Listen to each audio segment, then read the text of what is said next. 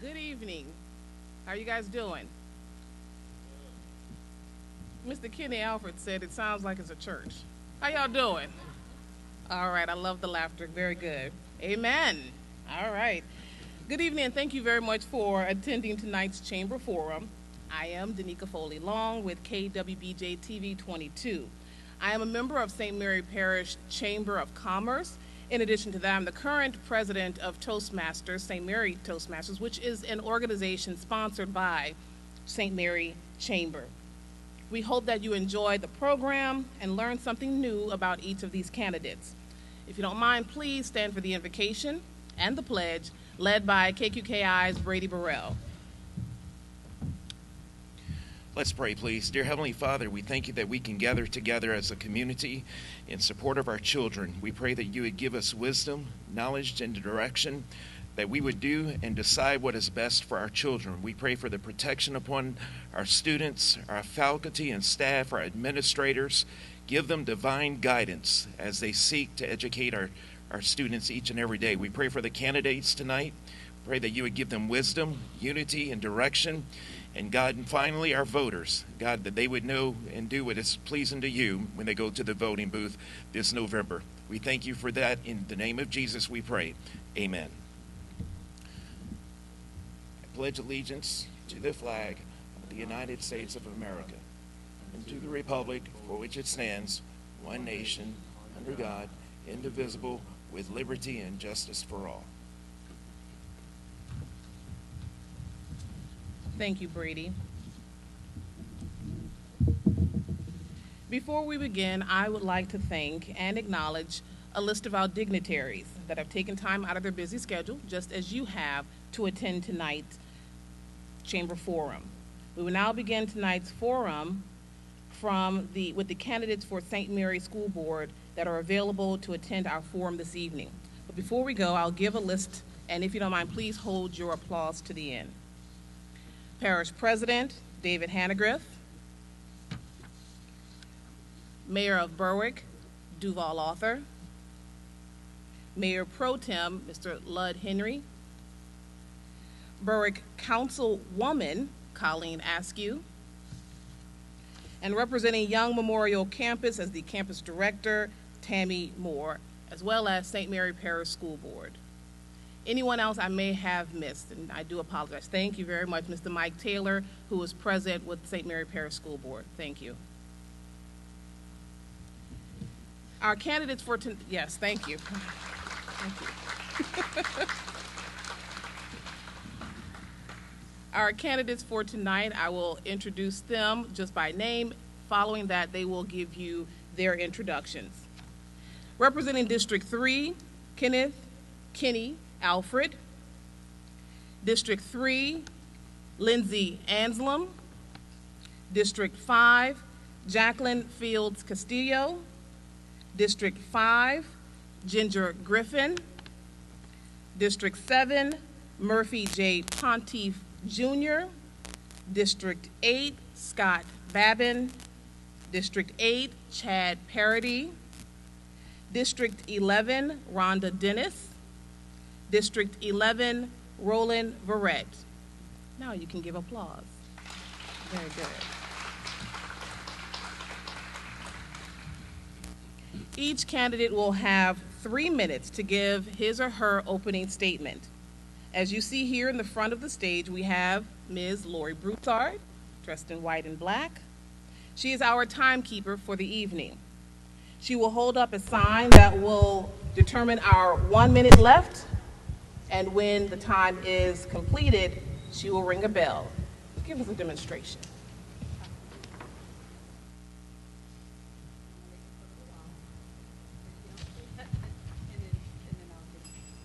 Very good. Thank you very much. Starting off with introductions, Mr. Kenneth Alfred. Make sure I got the microphone before y'all start. Yes. And just so you know, we'll give you a breather to begin. Correct? Thank you. All ready? Yes, sir. Okay, my name is Kenny Alfred, and I'm running for re-election for the District 3 seat of the St. Mary Parish School Board. First, I want to relay my feelings on walking the streets of my district. In our present times, I am floored when a person even opens the door to my knock. The folks of my district are so polite and friendly that I've been ignoring the Cujo snarls that I've heard from their dogs. The offers to come in, get out of the sun, to drink a bottle of water, to view their works of art, or simply just to visit have been well worth the long, hot afternoon walks. My qualifications begin and end with knowledge, experience, and common sense. My knowledge is evidenced by my graduations from Nicholls State University with a bachelor's degree in math, a master's degree in Masters Plus 30, graduate hours in educational administration and supervision. My experience is demonstrated by 45 plus years in education, 30 of those in educational administration, 2 terms serving Bayou Vista as a parish councilman, chairman of the board of directors for the Chamber of Commerce for 4 years, and instrumental, along with Tanya Steele and Chuck Otan, in the merger of the East and West St. Mary Chambers into a unified St. Mary Parish Chamber. I was a member of the Louisiana High School Athletic Association's Executive Committee for 6 years, 3 of those years as vice president, and finally 2 terms as a member of the school board with the last 2 years as president. I have knowledge of our public educational system from the standpoint of a student, a teacher, a coach, an athletic director, a principal, a supervisor, and for the last 8 years as a school board member. My most important concern for our school system is the hiring and retaining of certified teachers, a nationwide problem. Even though the citizens of our parish graciously passed a tax to give our employees an excellent raise and help attract new teachers, we are still below the Southern average in salary. I certainly am not hinting at another tax, but for us as a school system to see what we can strategically do to find money to attract certified teachers.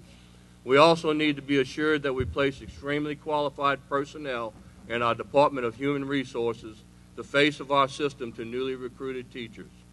Face-to-face teaching and learning is the only bona fide way to change students' learning. Accountability of a school system lies in our product, the students. One of the lessons we learned from COVID is that students learn best in a classroom. Virtual learning is a good resource for supervising or demonstrating learning, but we found out that it pales in comparison to face-to-face teaching and learning. We are proud to say that our school board, along with our central office staff, had our students back to school faster than any other school in our state. Thank you. Next up, Lindsay Anselum. Hi, my name is Lindsay Anslem. I am the wife of Seth Anselum. I'm mother to 2 children, one who is in the Bayou Vista Elementary School District right now. I started this journey out at the beginning of COVID, and through that time I realized I could not trust the government with the well-being of my child. I started researching and becoming involved in stateside, looking at legislation and curriculum that were affecting our children. I got involved with groups like Freedom Health Louisiana, Save Our School Louisiana, and We the People Louisiana. I spoke out at the state capitol, I've spoken out at the Capitol of the United States, and I've spoken out at our local school board meetings about the things affecting our children. From there, I realized I needed to help inform parents of what was going on, so I created St. Mary Parish Parents Unite to keep parents involved and informed locally and legislatively about what was happening in our state and within our parish. I was a part of the 13-month fight to find a better history program for the state of Louisiana, to keep the history true to facts without adding indoctrination, that we will now have the best history program in all 50 states, and I'm proud to say I was a part of that battle. From St. Mary Parish Parents Unite, as starting addressing and speaking on concerns of parents at school board meetings and doing research on policy to help ensure parents receive the best care for their children. In that time period, I realized that our teachers needed help, and many of our passionate teachers were leaving, and I wanted to know why. I created Ruby Apple. Ruby Apple is a way for teachers to anonymously mail me their letters and concerns and sign with a pen name to never be recognized. Because of this and my advocacy connections, Ruby Apple has now been rolled out in 5 different parishes to help aid teachers all over in filling what the concerns are that they have without fear of repercussions. All in all, a school board member's job is to represent the voice of the community. I feel that in the past 2 years, I've used my free time to educate myself on the curriculum standards and language of now that are affecting our children.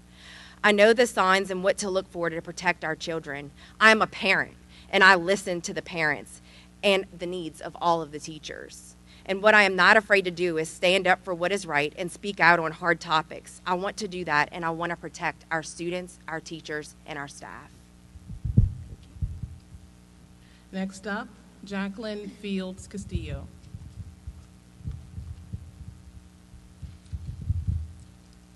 I want you to think about this one question. Does anyone in your life love your children more than you do? If you are here in this room tonight, it is because you care about your children. It is because no matter what school they go to, there isn't another person on this planet who will worry about and care for your child the way you do. As a parent, we have to put our trust in people who are sometimes complete strangers to us. I can't speak for everyone, but I get so overwhelmed sometimes just thinking about that. We have this huge responsibility our entire lives, and we never figure it out 100%. So why not make the best decisions about the things that we are in control of? My name is Jacqueline Castillo, and I have 4 children in the school system.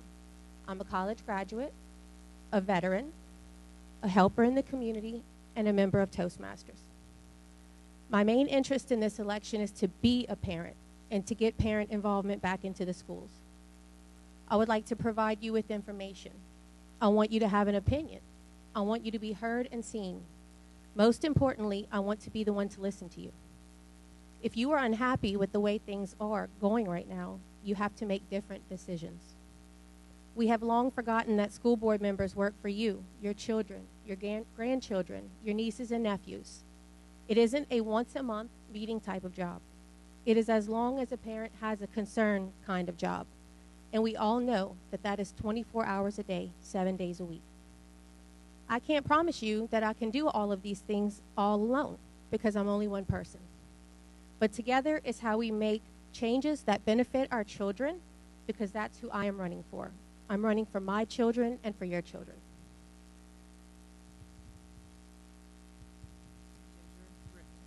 Thank you. My name is Ginger Griffin, and I'm the current school board member representing District 5, which is a part of the Patterson District. Previously, I've served as the board president and have served on and chaired numerous committees for the school board. During my tenure as the board president, I was instrumental in the concept and completion of the new Patterson Junior High School and the multi-purpose building at Hattie Watts Elementary. I'm married to Wally Griffin. Wally retired from the school system after 30 years as a teacher, coach, and administrator. We have 2 sons, Tyler and Max. Unfortunately, Max passed away in 2010. Tyler and his wife, Kelly, have 2 children, Haley and Gavin. I was born and raised in Patterson. My 5 siblings and I all attended Patterson High School, as well as my 2 sons. I'm a certified court reporter, and I'm the owner of Pilot Court Reporting, a business that we relocated to Patterson a couple of years ago. I'm often asked what we do at that office on Main Street in Patterson. We're a statewide court reporting firm, and we provide court reporters to attorneys for depositions from Shreveport to New Orleans. Thank you all for coming and taking the time to spend with us this evening.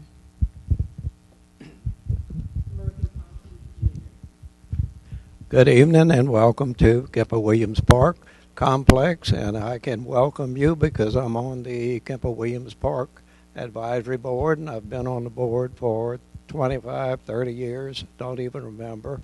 And we spend a lot of time in the office right here. Every other month have meetings. And I just want to mention and recognize one man who's no longer with us, and that's Mr.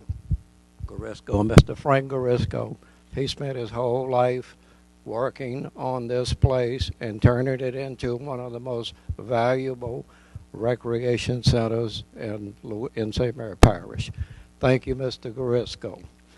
I graduated in 1962, and I went to Nichols on a work farm scholarship. I took care of the livestock, I cut the grass, I emptied the food out of the cafeteria, and I had an apartment I could spend the night in, live in actually, and I had 2 wonderful years at Nichols. After them paying me 50 cents an hour to keep the campus up, et cetera, I decided in 1964 to get married, go get a regular job that paid more than 50 cents an hour. But I always had $1 or $2 in my wallet for those 2 years. And I spent some time while I was at Nichols on holidays, semester breaks, etc. I worked in the oil field, and I learned how to do the oil field work. Floor hand, backup hand, derrick operator, and I thoroughly enjoyed it, and it was very dangerous and got me to become a safety instructor for the oil and gas industry, which I am doing right now. I teach that class at the Young Memorial Community College, and I've been doing it for 10 years after I retired from the school system. I'm sorry, from Cabot. I left and got married. The day we got married, actually, they hired me to go to work at Cabot. Worked there 15 years. 1972, I was lucky it was Cabot because they let me work at night, and I could drive to Lafayette Tuesdays and Thursdays and get my bachelor's degree, which I did. After teaching, I went to work teaching at Franklin High School, and that was 1970, and for those of you that remember, that was the first year of integration.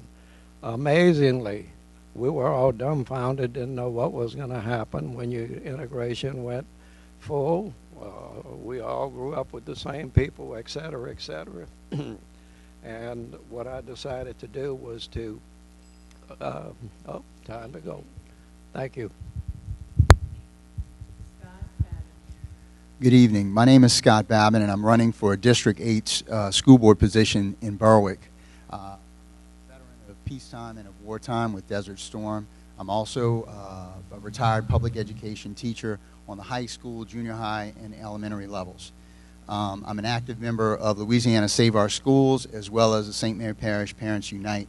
With Louisiana Save Our Schools, I'm currently involved in the group that's has a list of books that may be found inappropriate in public libraries, and we're looking to see if we can have them removed. We also want to try and check that with libraries and schools as well. With St. Mary Parish Parents Unite, along with Lindsay Anselum, one of the biggest things I felt like I accomplished was a part of that Health and Welfare Committee meeting that took place in the state capitol, where there was 7 hours of testimony. We were at 4.5 or 4:20. And we were able to speak out against the vaccinations being added to the school records. I believe that's a parent's decision. There's too many times where the school system's trying to take away the parents' rights to be able to choose for their own children. And I'm glad to have spoke out against that, as well as the fact that it was just an experimental vaccine at the time. There was myocarditis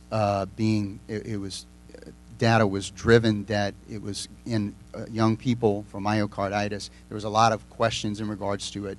The other thing that I spoke out for is the mental health of my students. I was very concerned about my students' mental health when they came back and they seemed like they were unsure of themselves. And here we are just changing the way that the learning environment had taken place. It was traumatic for them. And I'm glad that the legislators spoke out against it and voted 13-2 against that. For the last 2 years, I have been fighting to make St. Mary Parish school system better. I've been to numerous school board meetings, numerous town council meetings, town hall meetings with Patterson, and they did a great job over here with those town hall meetings where we were able to ask questions, especially with the school system and the education group. My 3 priorities are protect our kids, to empower our parents, and give our teachers a voice. The number one on protect our kids is there's a lot of discipline problems and bullying going on. There's no consequences. We need to change that. We need to give more power to our parents in numerous ways, and I'm running out of time, so hopefully I'll be able to explain that at the end. My Christian and conservative values are going to stop any political pedagogy from getting into our schools and pushing the wrong kind of message to our students. Once again, that is a parent's choice, especially if it's a younger kid. We shouldn't take that away from them. And my core values are work hard, always do the right thing, and keep God at the center of your life. And I hope that you consider voting for me on November 8th. Thank you. Chad Parody. Good evening. My name is Chad Parody, and I'm running for the District 8 position for St. Mary Parish School Board. I, like many of you, have children in our school system. I have 3 young children, Carson, Bo, and Andy. 2 of my kids currently attend Berwick Elementary School, and my final child will attend Berwick starting next year. It's time that our school board has the voice of people that have children in our school system, and will continue to have children in our school system. I graduated from Louisiana State University in 2005 with a degree in finance. Been married to Sandy Stewart Parody for the past 18 years. Sandy and I are both products of Berwick High School, and we intend for our children to graduate from Berwick High School. I've worked at New Industries in Morgan City, Louisiana, as well as Cameron and Berwick since 2006. Each day I work with over 100 guys, people throughout the United States, and customers throughout the world to go ahead and deliver projects and services safely, efficiently, and on time. I have not been a teacher or involved as an employee of our school system. However, my wife was a teacher at Berwick High School for 8 years. My mother was a teacher for 27 years. My sisters-in-law and my brother-in-law are currently teachers in the Louisiana school system. And my sister was a teacher in the Louisiana school system until she moved to Texas with her family. I understand the trials and tribulations that the teachers and our students are facing each and every day. There are a lot of challenges ahead of us as a school board. Some of the challenges we can address immediately, while others are going to take more time and attention from not only our local level, but also our state and national representatives. The first 3 things that I think that we need to address as a school board: we need to open the lines of communication and ensure a better level of transparency with decision making. We need to educate the public on what are state and federal laws. We also need to engage the public to participate in development of the policies and procedures at our local level. We must provide our teachers with support and resources required to perform at the highest level possible, educating our students. Every discussion I've had with teachers continues to bring up professional development and the support to allow them to do their job. That means allowing them to be creative, allowing them to reach out and try to interact with our children each and every day like they did for so many years. It's also a must that we have certified teachers back into our classroom, or teachers trying to approach certification. So there are a lot of great people in this world, but it really takes a special person to be a teacher. So I believe I'm the right person here to go ahead and help get our school system back on track, work with the other people on the board, and go ahead and correct some of the problems that we have here in front of us. Rhonda Dennis. Hi, I'm Rhonda Dennis, and I'm running for District 11 School Board. I was born and raised in St. Mary Parish, and I attended and graduated from Patterson High School. My son graduated from Morgan City High School, as did my parents. So attending the Patterson-Morgan City game was awfully awkward for me, but, you know, lumberjack, tigers. But anyway, public service has been in my family and in my blood forever, basically. My dad is a veteran of Vietnam. My husband is an 82nd Airborne veteran. My son works for Acadian Ambulance and actually is on duty right now, hopefully saving some lives. I used to work as an EMT, and my husband and I actually met working on an ambulance together. So also locally, I'm known as an author. I've written 11 books. Number 12 should be coming out soon, fingers crossed. I have a degree from Nichols. I graduated as a non-traditional student who originally went for social studies education. I changed that to a Bachelor of General Studies and did a little bit of everything other than teaching, though I did substitute. I've served on multiple boards and for nonprofits, and I currently am a program operations supervisor for a nonprofit who helps those with disabilities find self-sufficiency. So plain and simple, the reason I'm running is because I care. I don't want to make a bunch of false promises that I know I can't keep. I want to research things and make sure that we give the best to our students and to our teachers. I want an open door policy where they can come in and speak to me, and I want to be visible in the schools. So I'd appreciate your vote. Roland Barrett. My name is Roland H. Verrett, and Herman is the H. I've been a school board member most of my life. I've got the certifications that stack up on one another quite high. I'm not talking about that. I'm talking about experience. I've dealt with people. I've dealt with some of your grandchildren, perhaps.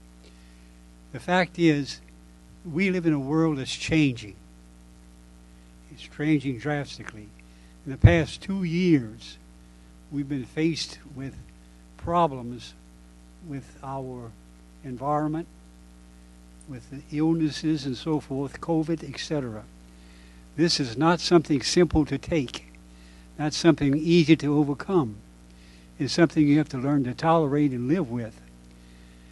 We, as teachers and administrators, take all of this into consideration when we try to put together a plan of action to teach our children. There are certain basic elements in educating our children that we have to do. Most of that is decided by the state of Louisiana. We don't decide everything. We have a guidelines that's set by the state that has to be followed. Under the Act 1, things change drastically. The state has more power, we have less power, but we still have say-so. The fact is, children need to be taught. Children change daily. Children need to understand that adults have specific jobs. As adults realize, children don't understand all the things adults do.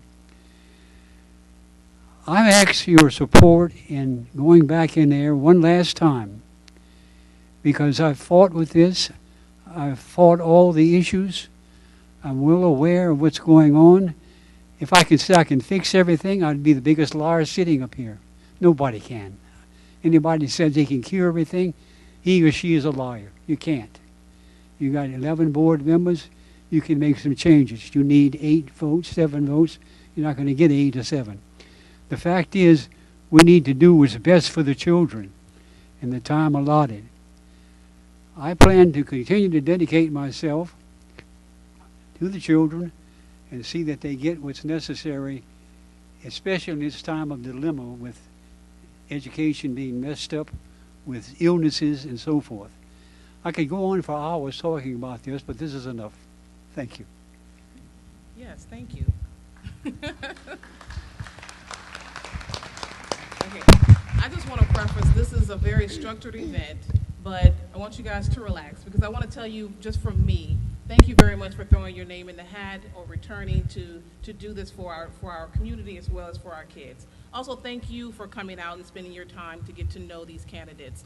Now, I will tell you, I may have to cut you off, so if you hear me say thank you, I'm not being rude. Time is of the essence. The ladies at Chamber of Commerce, they rely on me to keep us on task, and we are definitely on task, Beth, because it is 6:30. So we're going to keep this thing rolling, okay? Now, each candidate was provided with a list of questions that were submitted by you, the public, prior to this evening. And we have accepted those questions upon entry as well. Now, for this evening's forum, due to the limited time frame, I will randomly select 3 of those questions. Don't come for me afterward. 3 questions is hard. It's hardly enough information to gather full context, correct? I know you all are shaking your heads. This is not enough information. Therefore, I implore you to reach out to each of these candidates either by phone or by social media and follow up with them, especially for any type of full disclosure if they have not given you the answers you need. So it is your civic duty to do that. Am I right? Y'all can talk back with me. Thank you. There we go. All right, it's time to get started. Each candidate will have 2 minutes to respond. Again, when that bell rings, give me a bell, ring-a-ding-ding. You heard it. Your allotted time is finished. All right. I'm going to be fair. Y'all see? Feel like a game show, doesn't it? All right. Yes, and I'm going to repeat the question. So to give you ample enough time, Mr. Kinney, I know you're going to be first each time, but I will read it twice. Do you support opening public school classrooms to well-educated people from other careers and giving them a fast-track route to becoming qualified teachers? That question again. Do you support opening public school classrooms to well-educated people from other careers and giving them a fast-track route to becoming qualified teachers? Yes, yes, yes. In fact, the state already has a plan for alternative certification. Teach for America served this purpose and really helped out during my principalship. We had teacher shortages. We had people come in from Teach for America.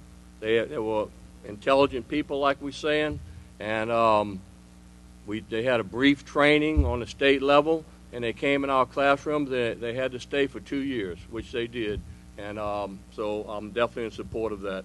Thank you. Okay, please make sure to hold the mic to your mouth. If you need me to repeat the question, I will. Okay? Yes, these options are already available in a program called I Teach. The individuals start to teach and observe and practice. They teach and they're observed around 5 times a year and can become certified within a year and a half. In fact, we have a good bit of very, very successful teachers and coaches that are long-standing within our community that have used those options.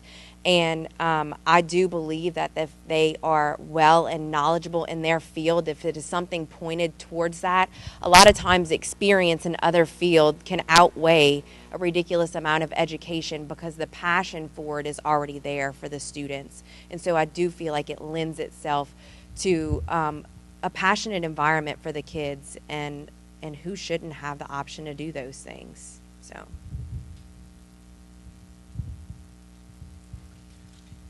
I absolutely do support, because of the dire need for teachers. It would make more sense to me if their current education coincided with a subject that qualified them to teach that subject, and if they had the proper support and skill sets to be an educator. For example, one teacher may have a better education than another, but lacks the compassion, empathy, and patience to work with children. Whereas another teacher may not have earned a degree, but has a better way of earning a student's trust simply by identifying with them. Well, we're already doing that in St. Mary Parish. Anyone with a bachelor's degree in anything can teach and become a certified teacher within a year through the alternate certification such as I Teach. Critical shortage is a national issue, of course. It's not just here in St. Mary Parish. We have also partnered with Reach University, which allows our para-educators to earn a 4-year education degree while working in their position as a para. This has been ongoing for a few years, and we have some who are close to graduating. Excuse me, Mr. Ponteef. For our media partners, I will repeat the question in case you have people who are just coming in, okay? Do you support opening public school classrooms to well-educated people from other careers and giving them a fast-track route to becoming qualified teachers? Yes, I fully support that, and we desperately need teachers. I know all of you know that right now. There are a lot of qualified teachers, qualified, educated people with a bachelor's degree, master's degree, like most of us already have. And if you cannot be a teacher and get the job done, that will be noticed immediately when you walk in the classroom. The administrators are well qualified as far as for observations and making sure that the job is being done like it's supposed to be done. And we do have a crisis, and there's not an answer for everything, every problem we have. The thing I see is we're now living in a world that we've never seen before, with federal regulations, et cetera, et cetera. So we need more input from public people, experts, people that can take care of the teaching position and get the children the education that they need.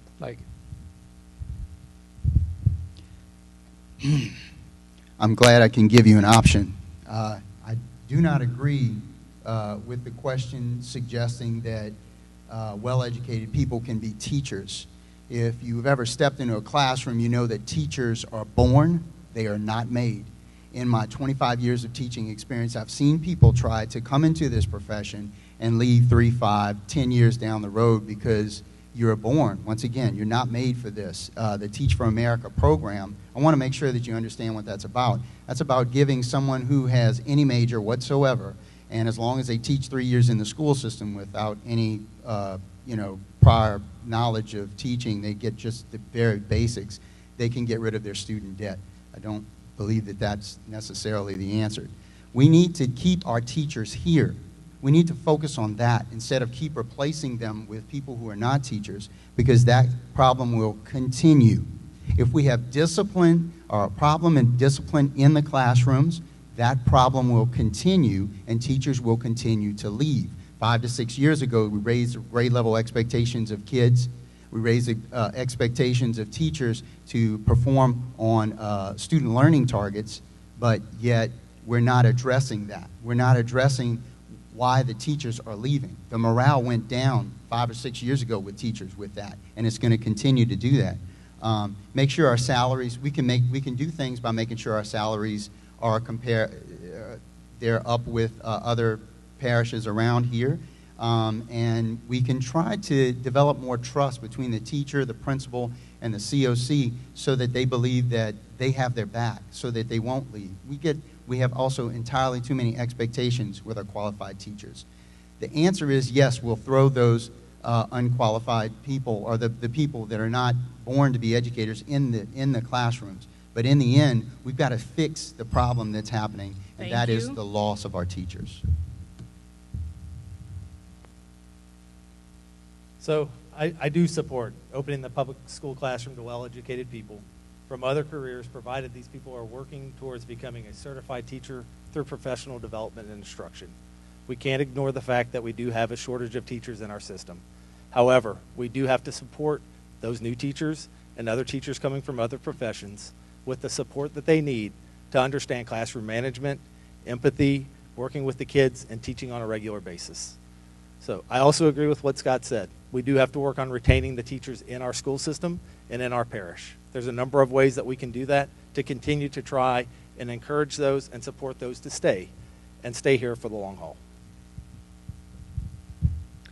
I absolutely agree that this is definitely a way to address teacher shortages. In fact, I speak from experience when I say that a lot of times life kind of throws curveballs your way. And if you get a degree and you're well educated and maybe you want to try teaching, I'm not saying that, they shouldn't have these, the fast track and things like that. Those are very important, and they should have the supports and services that they need to achieve their goals. But what I'm saying is there's some doors that open, and you're not really sure what your calling is until you get in there. And maybe you have a degree in science of some sort, and you get in there, and you change the lives of some of these students, and these students change the lives of you. And you would have never had that opportunity otherwise. So I think we should give them the opportunity, and as long as they're proving their worth and they're providing a quality education, we should give them that opportunity. Just because someone has, let's say, a doctorate degree or an advanced degree, does not automatically rubber stamp him or her to be the teacher that you're looking for. Teachers have to fit the mold. Children have certain needs, and you have to find people that will fit in these needs and work in these needs without destroying the child, and yet the teacher is still in control. So yes, I do support the idea of bringing other people in. I don't care if they have a doctorate or not. Do they have the personality to deal with the issues at hand? Yes, by all means. If they are hard-nosed, strong-armed, it's my way or ever, no compromise, that person is going to have a hard time teaching, because you're going to give and take as you go. Teaching is not the same for every child, not the same for every teacher. We have to work to try to fit the needs of the children. And when we do this, We want people who are well-versed in what they're trying to say and it's produce. We have to work together collectively to get this message across. Children are our future, and we, as older people or more mature people, need to consider they're not going to have the same mindset that we have, but we have to change things. And I see 30 seconds. I'll shut up. Thank you. Thank you. Now we're going to our second question. Again, you will have 2 minutes to respond. Again, I'll give you time to think about it and ponder on it. Here we go.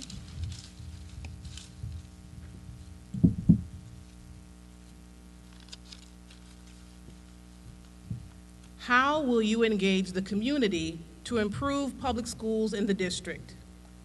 How will you engage the community to improve public schools in the district? Mr. Alfred. We would nurture communication and involvement with community members and local organizations.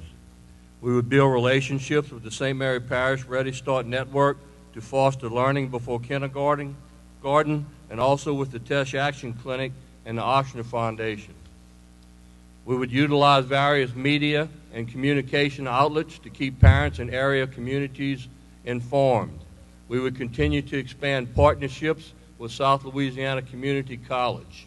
We will continue our partnerships with the St. Mary Parish Sheriff's Office to provide school resource officers and begin to work with the municipal police departments to do the same. Finally, we would continue to relate to the community with our school adopter program and with the school board committees such as discipline, special education, and the dress code committees, to name a few. Yes, sure. No, go ahead. I think you can share in leadership. You can reach out to parents in the community, have websites with open and honest updates, live stream all school board meetings to open communications with that. Post a summary of all the minutes so it's easier for parents to access instead of having to dig for it. A quality open house for the entire tax-paying community, not just for, oh, sorry. Is that better? I'm sure y'all could hear me. I'm pretty loud. If we could have a quality open house for the entire community of taxpayers, not just for the parents, so the whole entire community could have a better understanding of what's going on in our educational system. Because the more you involve the entire community in what's going on, the more that they want to participate and support those other things. I would like to keep open lines of communication and transparency with groups like St. Mary Parish Parents Unite, the one that I formed, to keep parents informed on all active levels of their child and for more information. The more they feel informed and engaged, the more participation doors that could be opened within the community by doing stuff like that.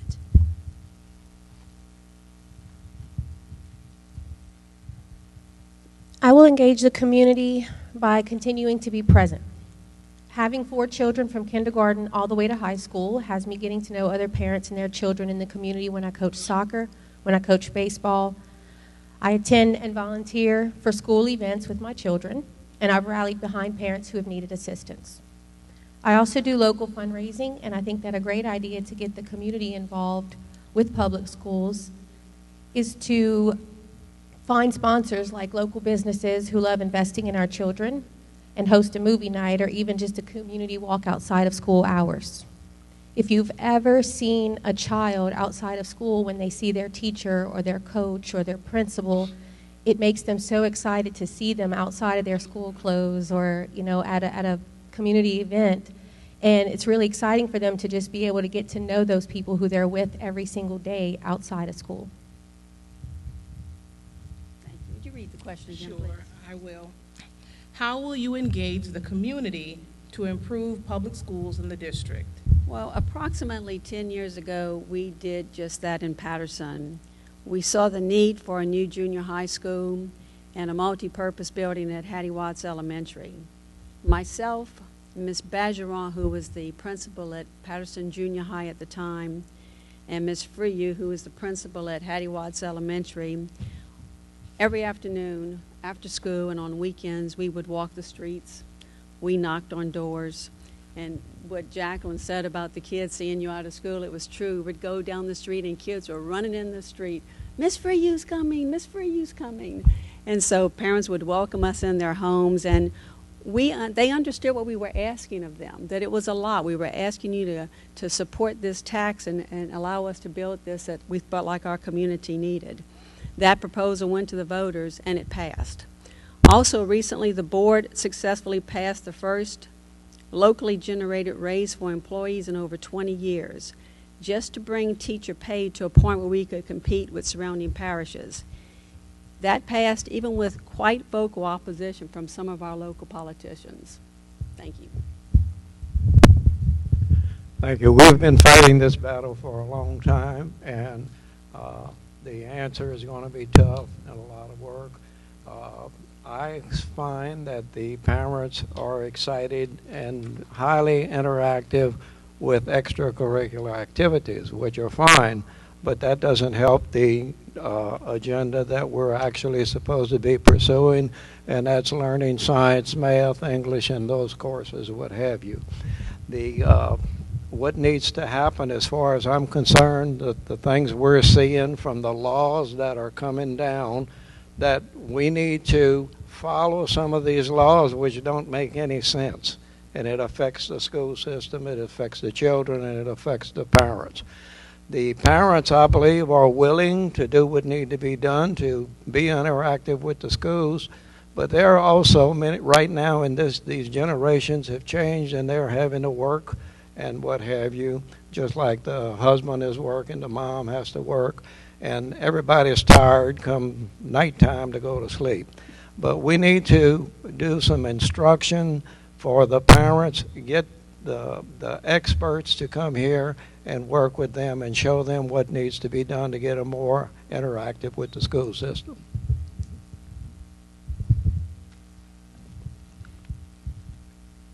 To answer the question, trust and transparency first. The community does not trust the school system. There's a big, huge problem there. I can give you a plethora of examples, but I'll start with parents with 504 or IEP students. They want to be able to walk in and not feel like they're being pushed out the door the next second because they're concerned about their kid failing the class or just in a drop. We need to address those type of things. Trust and transparency. How do we develop trust? We treat the parents with respect when they come into the school. We assure them that we're doing the best we can, but then have documentation to prove that. Transparency. Let's stream the board meetings. What's wrong with that? Stream it every time. Let's change it from 5 p.m. to 6 p.m. so that hardworking people can come in to these board meetings, because they're still working at 5 o'clock when you're having the board meeting. Parents can be a part of the superintendent's evaluation. How about that? How about we make it about 5% of the superintendent's evaluation? And let's make that evaluation transparent as well, so we can see what the superintendent scores and how she does well or does not do well. Let's take a firm stance against bullying so that parents will trust the school system. How do you do that? One way, get a group of male role models and have them walk the halls. I've seen that before. I think that's a good opportunity to be able to be done. Huge boost to PTO. We need to push our parent-teacher organization.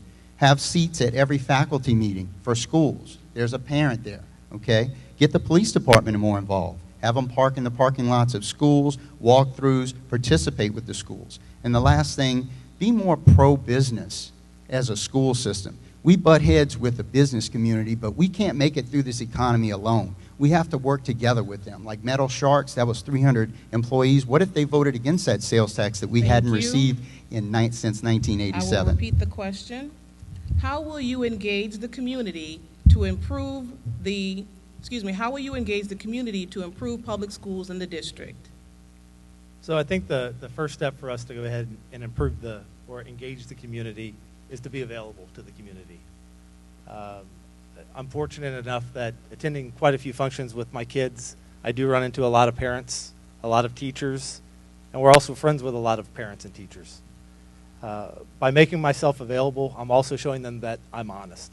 I'm going to go ahead and tell them what decisions I'm making and why I'm making them, instead of trying to just deflect the comment or deflect the situation to go ahead and move on. I think we need to promote transparency and information with information and decisions. In particular, we must be honest with those around us and continue to go ahead and show them why we are doing things and what we're doing them for.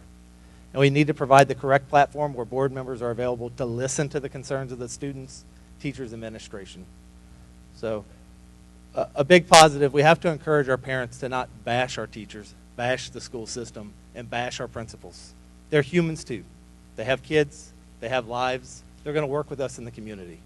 Okay, we need to encourage positive feedback, positive interaction where we can discuss problems and come to some kind of solution. We do it every day working. Okay, I do it with other board members working, I do it with people in the community. You have to have positive conversation if you want to change things. It can't always be negative. Parent and guardian participation in their child's education is paramount. Community involvement starts with the parents and the families of those who have children enrolled. Beyond that, it is our responsibility as citizens of this parish to ensure our children have the best chance for success. These children will grow up and they will have choices to make.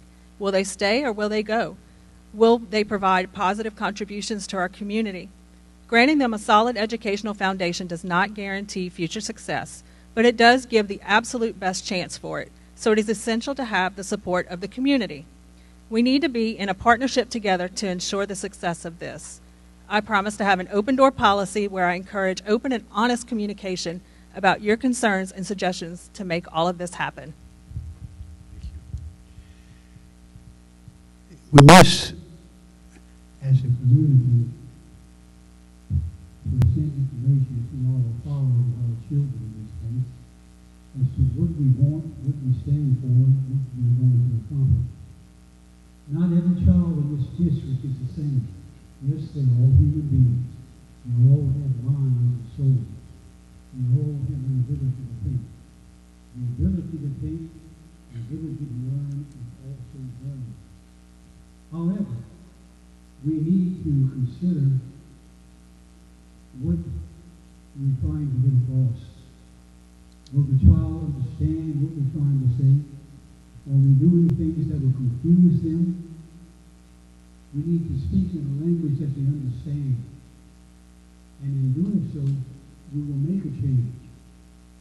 Not everybody will be a college graduate. Not everybody will finish high school. But we need to make changes to improve. And by standing there and saying, no, everything has to be this way, that's not the way it's going to be. We have to make changes to the betterment of the child. Thank you. All right, ladies and gentlemen, this is the last question.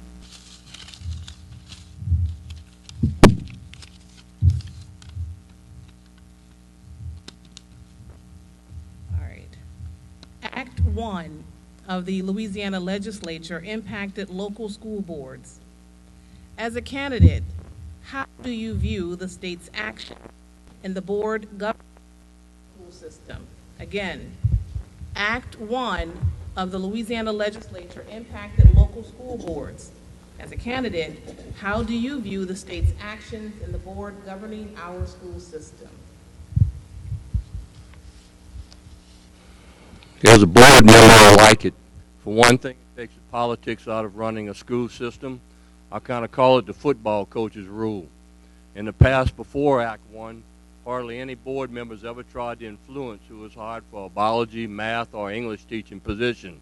But if a head football coaching job was open, the board members all wanted to say so and who this would be.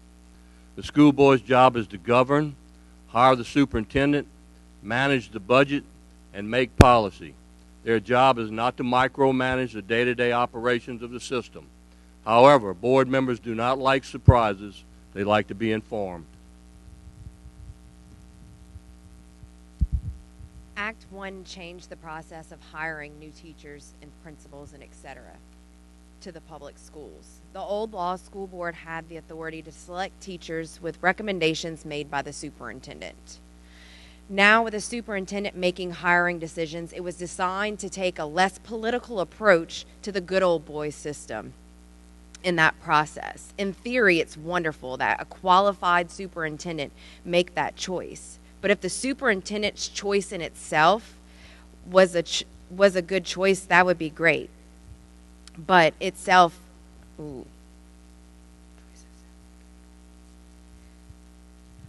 but it would be good if the superintendent's choice itself was based solely on the actual principles of what you should be hiring. Unfortunately, some superintendents have also made political decisions when hiring their teachers. The school board is now set a performance target for superintendents that is turned into the state superintendent, Cade Brumley. So that also has to be taken into account, that we now grade the superintendent. And so we don't have to grade the teachers, and I do think that the superintendent should make that choice. But if the superintendent hasn't made good choices for that, we could be in a bad situation.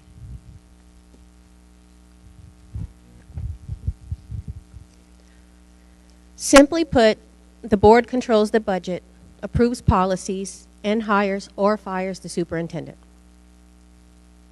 In case you don't know what Act 1 is, in case you've never read over it, it basically takes the power away from city and parish and designates it to the superintendent. The superintendent is going to be the sole person making all of the decisions, no matter what any of the board members, parents, teachers, or other staff think about the decisions that she has made. I suggest that everyone go and read over Act 1. If you need the link, you can send me a message and I'll shoot it to you. It's very important that you understand that this Act 1 has taken the power away from just about everybody but the superintendent. Media partners, Act 1 of the Louisiana legislature impacted local school boards. As a candidate, how do you view the state's actions and the board governing our school system? Thank you. Act 1 essentially affected board members by it changed the superintendent contracts, and it transferred personnel decisions from the board to the superintendent. The board members should not be involved in personnel matters. We're a governing body. We're not privy to the day-to-day activities in running a school. Our responsibilities are the budget, adopting policies, and selecting the superintendent. Yes, there's a lot of areas that you look for an answer, and many of them are tough. Sometimes we have to work and do whatever we're instructed to do by the laws, et cetera, et cetera, et cetera. And the hiring is not something that the school board members should get involved in, period. You could have a reference from a teacher, but that's not what we're here for.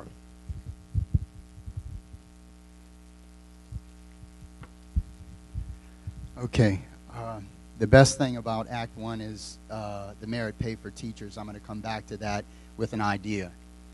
Act 1 was not a good idea in every sense of the word, that it gives more power to the superintendent. I've gone from one end of the parish to the other, and one of the things that we can mostly agree upon, the one thing that can give us a common bond in this parish, is how we feel about the decisions of the superintendent at this time. So this act just gave her more power. So let's see. Morgan City Junior High. Okay, in case you're wondering, Morgan City Junior High had a plethora of problems. We had almost 25% of those parents wanting to have a meeting with the principal, but then they decided not to have it, so they had to have a secret meeting, and then that's 25% of your parents in a school where there were teachers that were pulling up to the parking lot crying, trying to get themselves together and then to go into that school because they had a principal that wasn't enforcing discipline. Okay, so that, and there might have been a couple of illegal activities that happened there. The SEL program. The SEL program is good, it's mental health, but it needs to be behind discipline, not in front of it. And by the way, it's not backed by the state superintendent, Cade Brumley. This is something that our superintendent just grabbed. Be careful what members are for giving more power to the superintendent. This is a checks and balances thing. Basically what had happened is you're looking at the people who are going to represent you with your vote and your vote was basically taken out of it in regards to responsibilities. And we did have personnel as a responsibility. We had finances, policy, and personnel, and that was taken away by a governor a few years back, and I think we need to revisit that. Maybe ask Senator Allain to put it back up for a vote, because we need a check and balance on that as well. We can't give the superintendent full power. And a long time ago, I heard several board members saying that was never a good idea. Ultimately, not good. Thank you. Time. Act 1 of the Louisiana legislature impacted local school boards. As a candidate, how do you view the state's actions in the board governing our school system? So Act 1 definitely makes it much more difficult for our board if we want to be in direct involvement with the selection of hires of principals and administrators and teachers for our individual districts. The intent behind changing or making some of the changes was directly related to some of the corruption and some of the issues that were previously in place, and the intent behind changing Act 1 was good. However, there does need to be a check and balance, okay? Right now, all the power has shifted. It's not a local level situation. We do need to go ahead and address it with our state representatives and on the state level to go ahead and have this once again corrected.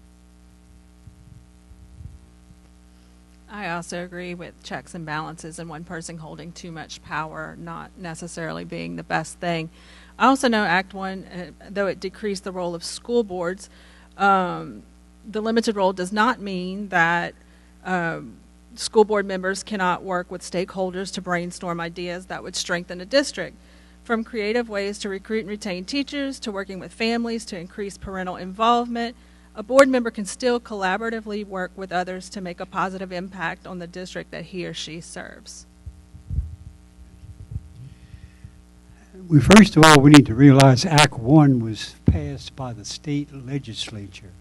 It's not something St. Mary Parish passed.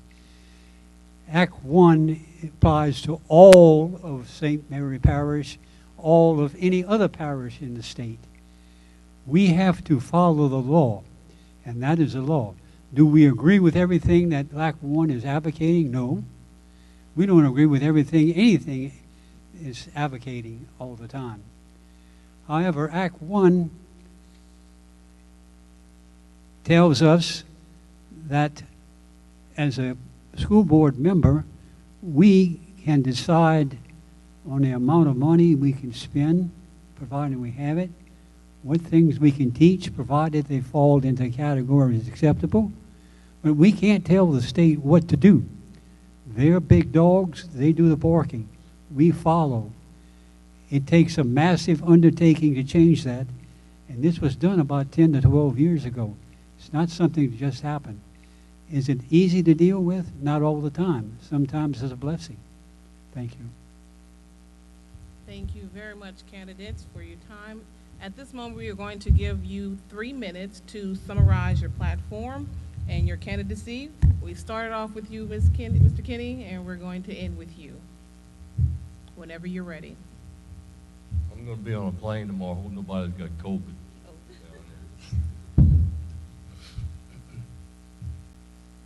I will close by stating that I have responded in a timely fashion to 100% of all emails, phone calls, or messages, not only in the last 2 years, but for the 45 years since I first entered the classroom.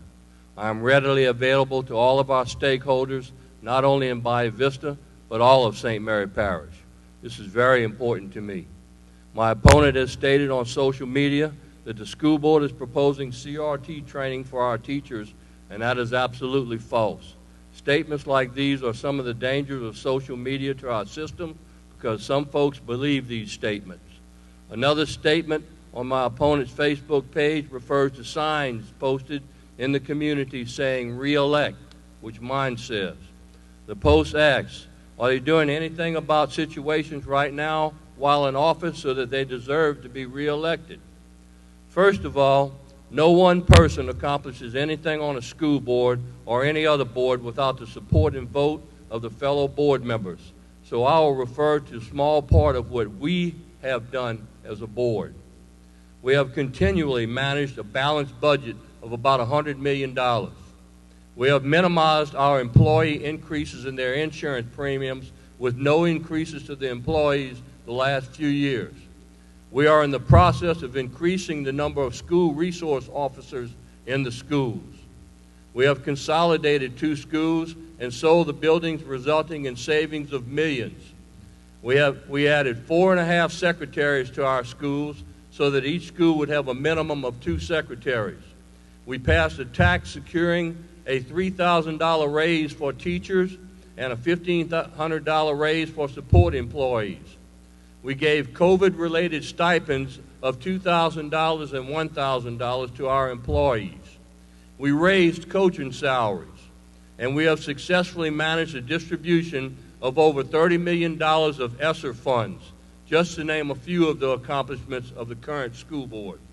I have demonstrated, not promised, demonstrated honesty and integrity, which has enabled me to grow, fight for our schools, and continue to improve all facets of our system.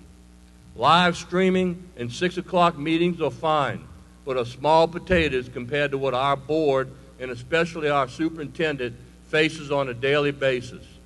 Campaign discussions should be about teacher shortages, school safety, and desegregation lawsuit that began in the 1960s. I ask for your continued support to again serve you as a District 3 member of the school board. God bless each of you. I am Kenny Alfred, President of the St. Mary Parish School Board, and I approve this message. Mrs. Anselum. Thanks for keeping it classy, Mr. Kenny. The qualifications to become a school board member in our parish is to be over 18 years of age and live in our district for over a year. That's it. That's what our parish thinks qualifies you to be a school board member. The job of a school board member is to represent the voice of the people that you represent. It is to make sure to look at over incoming policies and budgets. I want to ensure that your tax dollars are being spent wisely and that all incoming policies is at the best interest of your children and parents and teachers also. I want to be your voice. I've spent my time doing the proper research to be up to date in education on legislation, curriculum, and policies that affect the community now, especially in different languages like diversity, equity, and inclusion, which just so happens to be the new language for CRT. By doing this, it ensures that I keep unnecessary indoctrination and curriculums out of our school systems in St. Mary Parish.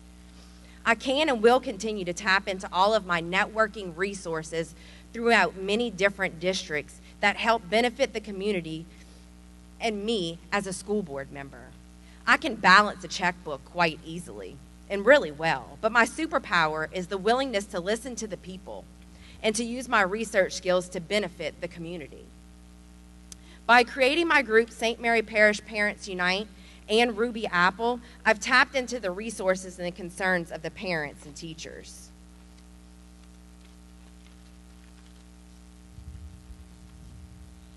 I listened to the teachers when they said somehow they don't have enough money for science projects.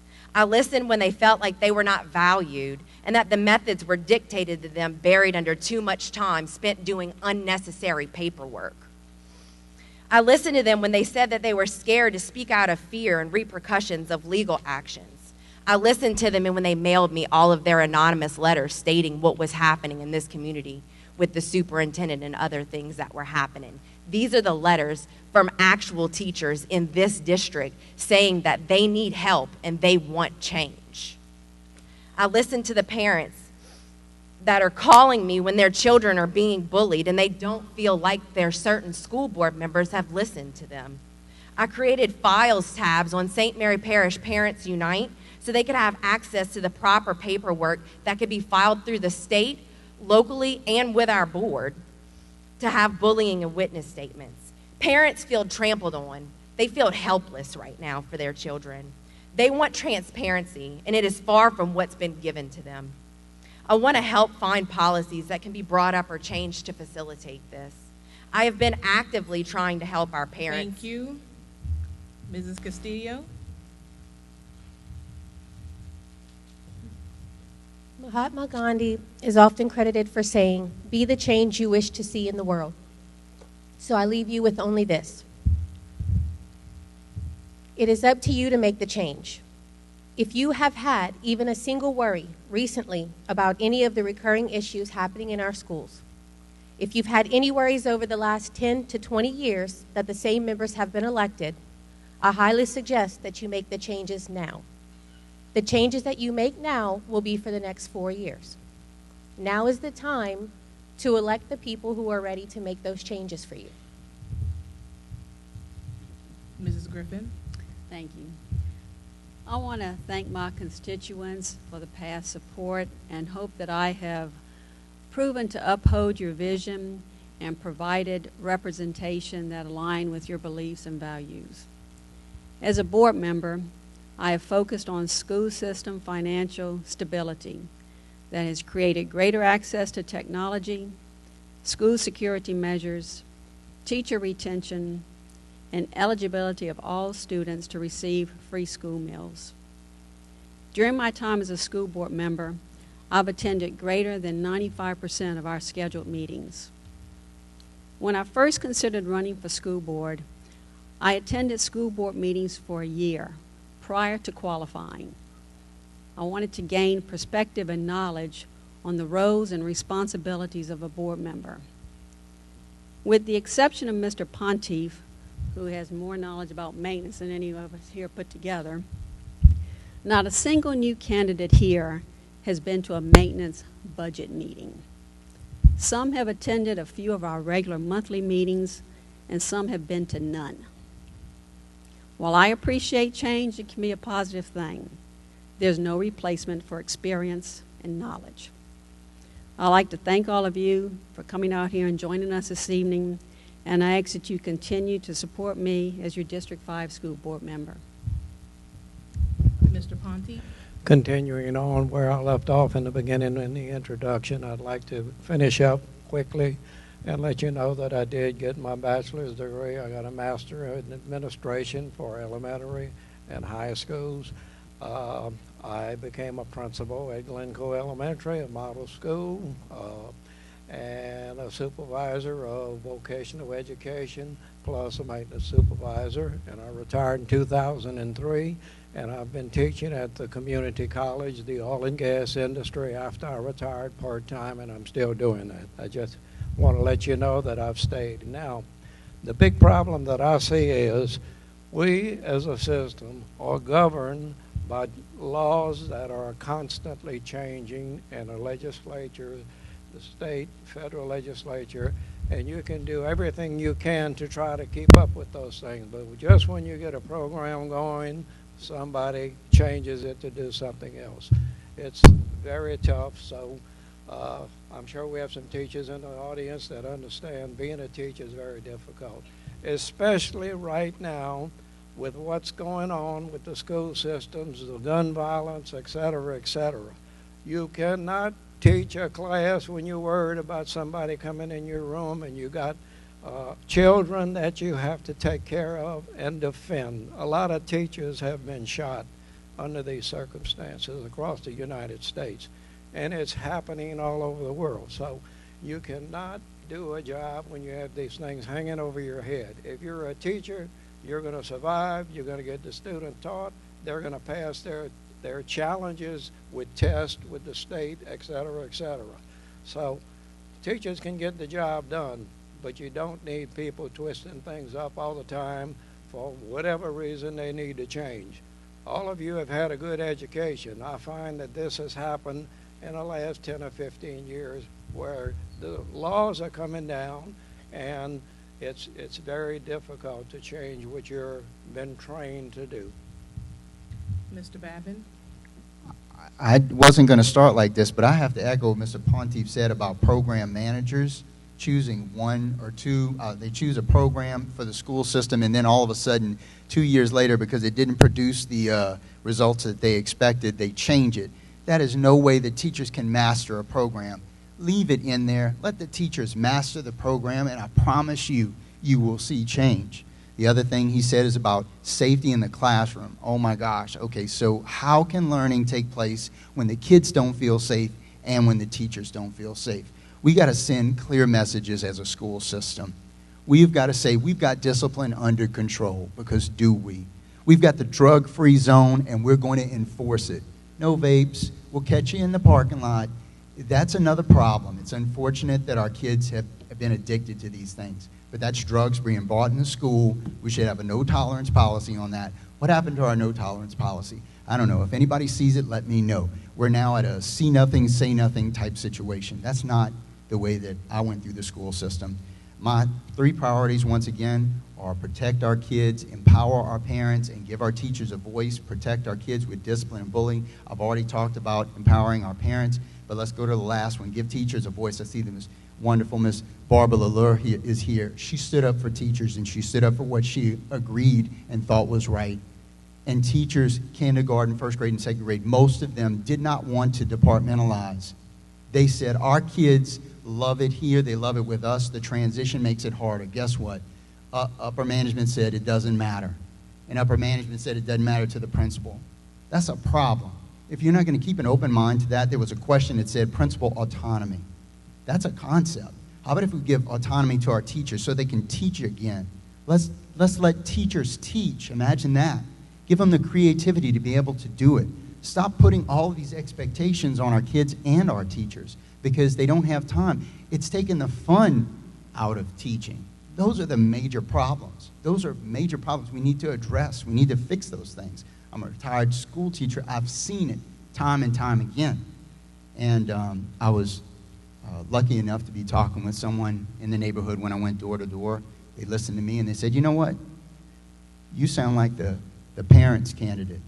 And I said, you know what? I'm proud of that title. I'm going to wear that, and I'm going to live it every day if you decide to vote for me in District 8 in Berwick. And thank you for listening. Mr. Parody. So I'm proud to have this opportunity as a candidate to represent our children, the parents, teachers, administrators, and the personnel throughout St. Mary Parish. It's a simple fact. We need change now, and we need improvement in our school system. And I accept the responsibility of ensuring that my children and all children in St. Mary Parish receive the best education possible. I also accept the challenge of restoring our voice to our teachers. We must empower our teachers to provide feedback, participate through collaboration, and once again be the creative, inspiring force behind the education of our children. Our next board must focus on the core values that made St. Mary Parish a great place to live, work, and produce the leaders of our future. Our board must engage our community, promote honesty and operate with transparency, encourage open communication, feedback, and opinions from all students, teachers, parents, and administration, facilitate the growth of our teachers through creativeness and collaboration, allow our teachers to once again be the creative minds so that they can educate and inspire our youth, and we need to show appreciation to those that are educating our children. We do need to show appreciation to our teachers, to the administration, and to those that are helping raising our children each and every single day. A good education facilitates the growth and development of our students in this community, and I believe that my experience in both the private and public workforce, as well as my vested interest for all children in our schools, will help me to provide the change that we need in our school board. It's time for change. It's time for our school board to once again have representation of parents that have and will continue to have kids in our school system. And it's time to build the foundation for success in St. Mary Parish. You're all free to contact me, and I would encourage you to contact me via phone. You're welcome to stop by my house, email. You can contact me through social media. I'm open to answer any questions. Mrs. Dennis. I know by electing me, you'll be entrusting me with a big responsibility, and I'm ready to take on that responsibility. People who know me know I'm dependable, trustworthy, I have integrity, I have a lot of compassion, and I'm fierce when it comes to the things that I love. I like to research and make informed decisions. I don't think change for the sake of change is a good thing. So you can trust that when I do make a decision, it will be well thought out, and I will also include your thoughts and opinions and suggestions when I make those decisions. My only reason that I am running is because I truly care about our children, their families, the employees of our school board, And I know it may sound a bit cliche, but the children are our future. We need to keep them here, and we need to give them that good, strong, firm, solid foundation. My open door policy starts with you guys. If anybody has any questions or concerns, I encourage you to reach out to me. I would love to hear what you have to say. Thank you. And Mr. Verrett.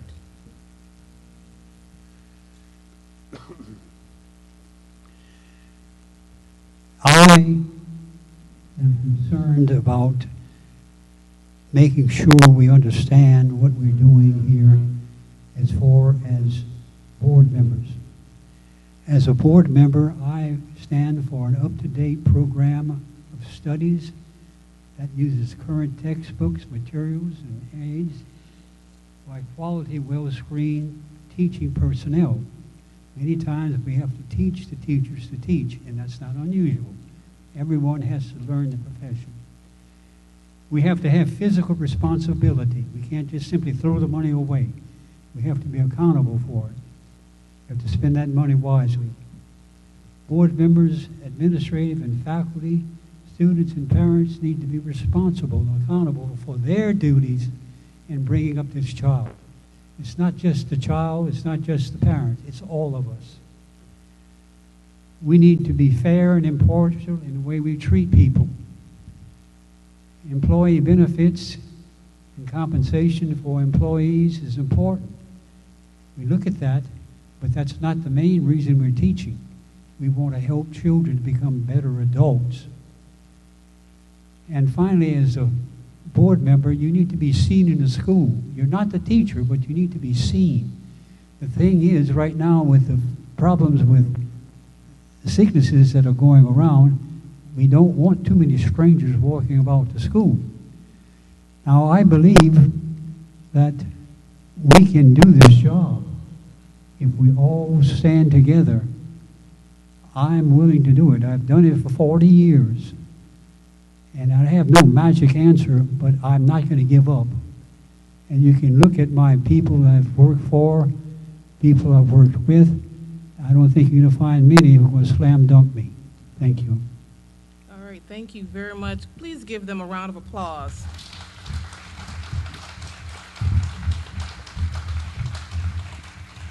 I'd like to also just tell you thank you very much for being patient with me. Thank you also for being patient with me, for being the moderator for tonight. And I would like to also, there are a couple of people that we did not mention, and I would be remiss not to mention. There's a school board member, correct? Appointed? Yes? Thank you. Anyone else? Oh, Mr. Andrew Mancuso? My eyes fail me. Thank you. There you go. Thank you very much. Before we head out, just want to tell you again, thank you. And I would like to introduce our chamber president. As always, please reach out to them. I mentioned that earlier. You can hit them on their social media or through their personal cell phones, whatever is available, and get those questions. I know it's only been 3, right, sir? You're like, that's not enough time, that's not enough information, but please do your due diligence and reach out to them. Thank you very much. Please be safe on your way out, and please welcome our chamber president, Beth Chasson.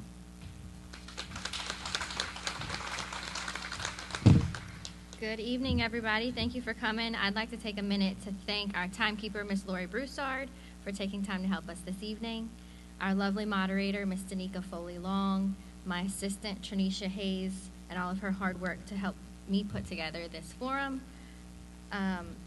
Of course, our candidates, we thank you for taking the time to be here with us this evening. All of the questions that were submitted to us from the public and those few that were entered also tonight, we will be giving them to our candidates, and we encourage them to address all of the questions, even though they didn't get a chance to tonight, unfortunately, due to our time constraint. Lastly, I would like to thank the City of Patterson for the use of the Civic Center for tonight's forum. And please use this time to meet and greet with the candidates before they leave this evening. Have a good evening and a safe trip home.